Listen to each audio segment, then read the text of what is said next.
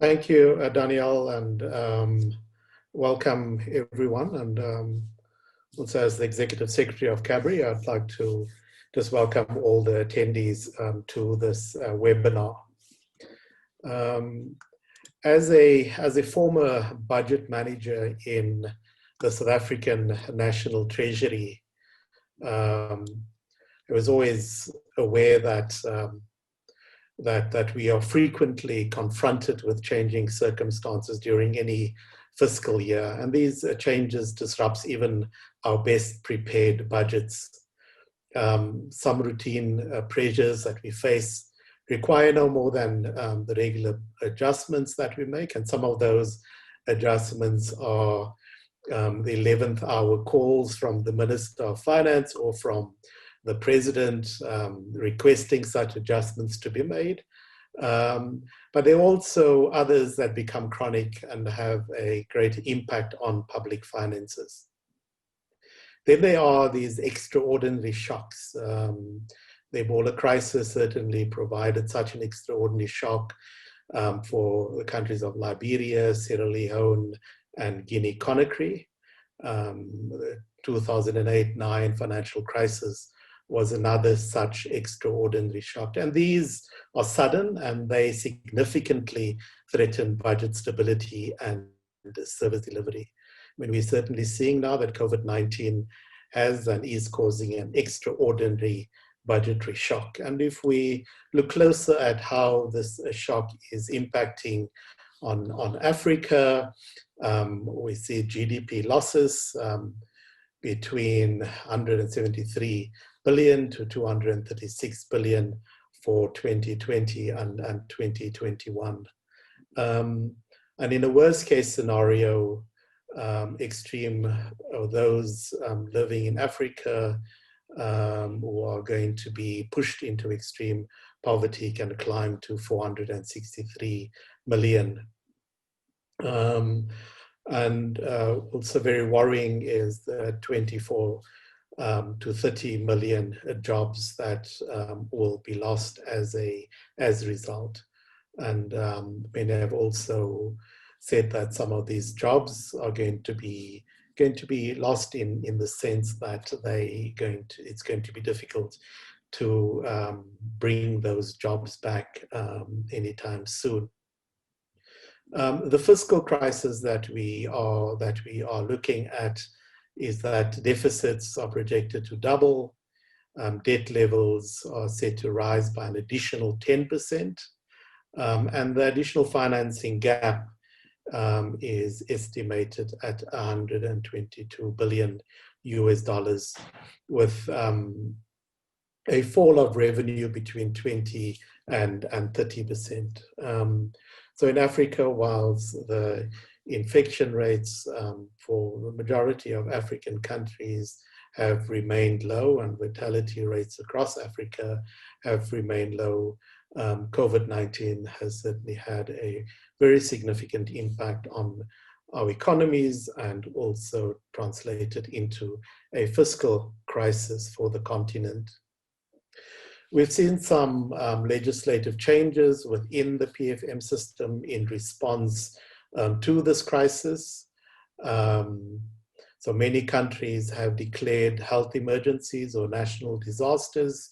We've seen this in 30 countries that have created or provided for greater power to the executive for decisions to be taken much faster, but also for decisions to be taken in the absence of legislators that were now no longer able to meet in the way that they normally meet prior to them setting up online platforms for various legislative committees to meet. But these emergency powers have given executives greater power to take much quicker decisions.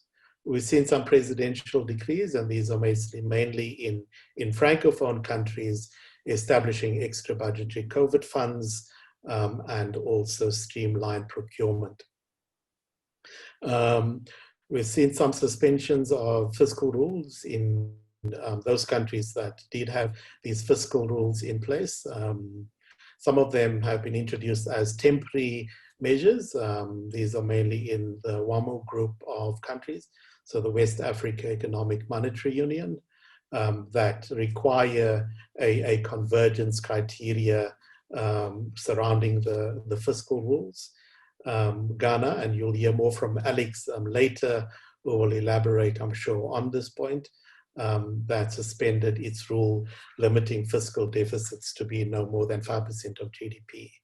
And then in Algeria, as another example, there was a 51-49 rule regarding local versus international financing. So just very quickly, some of the dedicated COVID funds and the form that these have taken. So we've seen in some countries off-budget funds.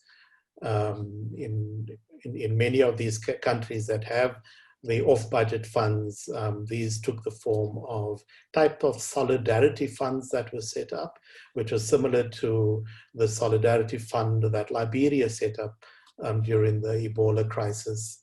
And then some of these off-budget funds were set up, but still used the regular PFM and procurement mechanisms. And then in a couple of countries, we've seen on-budget funds, and that was predominantly where countries had contingency reserves, where we saw a drawdown of those contingency reserves. A few cases where it primarily was publicly funded, and then also primarily funded through the private sector. And then we've also seen a mix of public, private, and external. This information was gathered through a tool that was set up by CABRI called the COVID Monitor, and Daniel will put up the link to the COVID Monitor in the chat room. And I encourage you to go and have a look at the COVID Monitor, where there's a deeper dive into this information. Expenditure measures that countries introduced, I mean, we've ranked these from the most common to the least common. So the most common was the supplementary budgets, where countries tabled more than the one supplementary budget that is scheduled in their budget process. I mean, we've seen in previous crises, especially when there are oil shocks, a country like Nigeria tabling 4 supplementary budgets. South Africa that has the one adjustments budget in its budget process has already tabled a supplementary budget and will be tabling now this month an adjustments budget. Reallocations to the health sector, but not only to the health sector, also reallocations to social protection. So increases in UIF, more relaxed application criteria in unemployment, in insurance fund, additional forms of social protection being introduced. Very common across countries have been cuts in CapEx, and then across the board cuts to recurrent expenditure.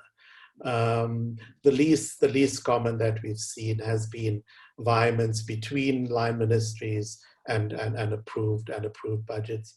But that may still happen in the in-year adjustments that countries will be making as part of additional supplementary budgets. On just transparency and what countries have tabled linked to expenditure that has been undertaken, or COVID expenditure that has been undertaken. We've seen in 20 countries the publishing of COVID-19 procurement contracts, so that is a good, certainly a good development, and we'd want to see that being taken forward. publishing of names of companies awarded contracts in 15 countries. Certainly room for improvement there. What countries have also done, especially where there has been a lack of transparency and where there are now cases of corruption that has been exposed, that they've taken a decision to publish the names of companies that have been awarded contracts. Yeah, so the monitor also includes a lot of this information, some specific COVID-19 external audits in 25 countries, which I think is a significant development. And a lot of this information is driven by the need to make information publicly available or to publish information because of emergency procurement mechanisms that have been put in place. So just, and I'm coming to the end of the presentation shortly. So just in terms of the medium-term outlook, we certainly, as I've said previously, have experienced what is a public health crisis, not only as a public health crisis, but also as a macroeconomic crisis. And this is, a globally experienced. So a crisis in growth and revenues are going to slump dramatically, seeing an escalating risk to debt distress in many countries. Several of those countries entered the COVID crisis already in debt distress, and the crisis has certainly worsened that. The pressure to hold infrastructure spending and capital spending, as I've said previously, has been seen across the board. Seen an increase in contingent liabilities. There's a workshop that CABRI had recently that focused specifically on contingent liabilities. And this is certainly what we are seeing across the continent. There's going to be an impact in the allowance that has been made for the breach of fiscal rules. Macro fiscal uncertainty and the need for revision and development of multiple fiscal risk scenarios will be required. There may also be a need to have a greater flexibility in the budget process. And then, as parliaments regain their, I suppose, their footing, one can say, and start to return to their normal hearings and interrogation of both in-year and new budgets that are to be tabled. They would need to be adequately capacitated to be able to effectively perform that oversight role. And that is going to be important in terms of the accountability framework, and also where parliaments would need to take a deeper dive into COVID emergency spending, especially where audits have been done and also where audits may be delayed. So just some recommendations for future budget rounds. I suppose the first point one would need to put that into in inverted commas, right? And that is allocating or getting allocations to pre-pandemic levels of financing to CapEx, because we all know that there is a very significant CapEx financing gap in Africa. So it's not only about getting back to pre-pandemic levels, but also finding innovative or continuing to find innovative financing mechanisms to increase and fill that financing gaps. The structural rigidities in the budget will remain. with regard to the wage bill, the split between recurrent and your capex budget, debt service costs, touching levels of unsustainability and crowding out priority spending. I mean, those rigidities are going to remain, and countries would certainly need to pay closer attention to that.